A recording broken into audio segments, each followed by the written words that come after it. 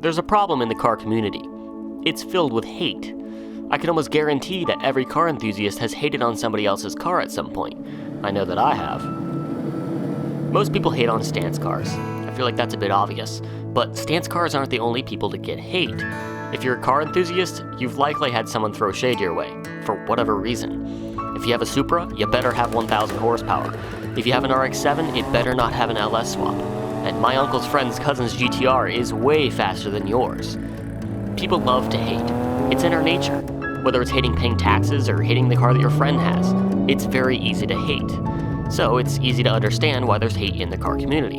Like, I could build the coolest car, like, if you just had a bullet point of like what the entire world wanted. Say it was a Koenigsegg Agera with even more boost, and it was like the perfect car, right? And somebody'd be like, yeah, but I don't like the tread pattern on the tire, that looks dumb.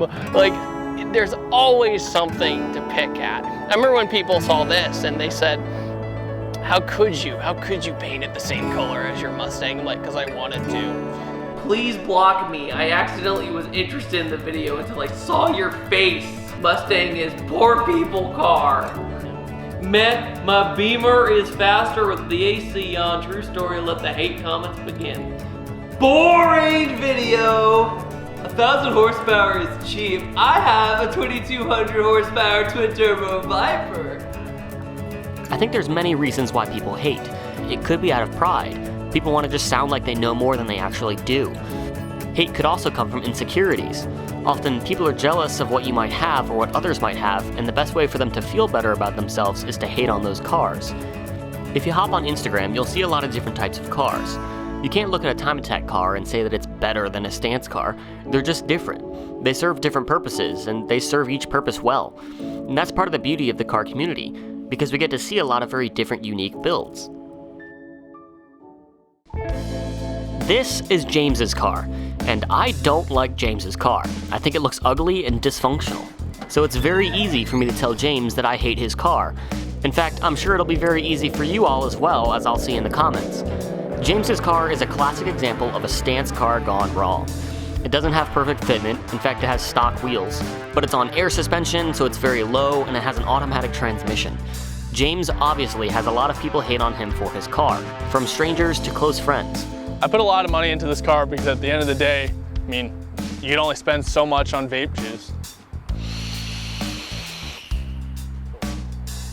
It's easy to step back and say that you don't hate on other people's cars until you meet somebody like James. What do you say to somebody who has a car that you don't like anything about? It doesn't bother me that people don't like my car. I built the car the way that I wanted it to be built. I didn't build it for everyone else's satisfaction. And hate is bad, right? You shouldn't hate people's cars. It's tearing apart the car community. This would be kind of cool to paint a Legacy purple. I've only seen one of the Legacy that was purple, and in all honesty, this whole car this would look cool. Let's put it on it. Yeah, but he's just so easy to hate. Just look at him. What do you do when you're at a car meet and you meet a James? You're going to meet a lot of people at car meets, especially who are very new to cars.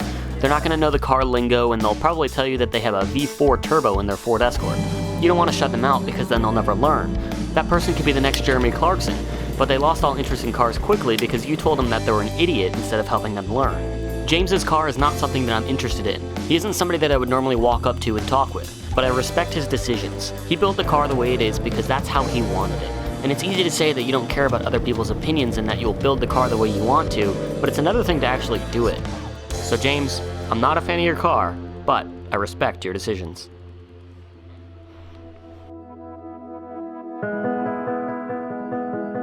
Help.